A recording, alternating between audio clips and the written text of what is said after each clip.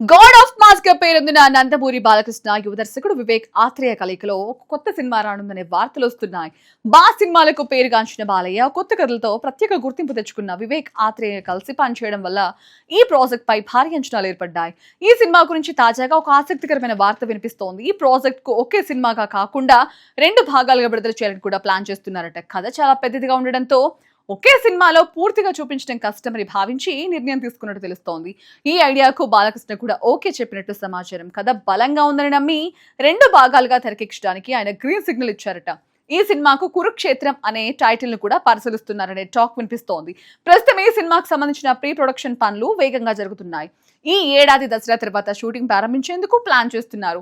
Shooting విషయంలో కూడా ప్రత్యేక ప్లాన్ చేస్తున్నారు. 2 భాగాల షూటింగ్ ఒకేసారి లేదా తక్కువ గ్యాప్ లో పూర్తి చేయాలని బాలయ్య సూచించినట్లు తెలుస్తోంది. ఇలా చేస్తే సమయం ఆదా అవడంతో పాటు కథలో కూడా కంటిన్యూటీ బాగా ఉంటుందని భావిస్తున్నారు. ఇక ఈ సినిమాను మైత్రి మూవీ మేకర్స్ భారీ స్థాయిలో నిర్మించనుంది. బాలయ్య క్రేజ్ ను దృష్టిలో పెట్టుకుని మంచి బడ్జెట్ కేటాయించినట్లు సమాచారం.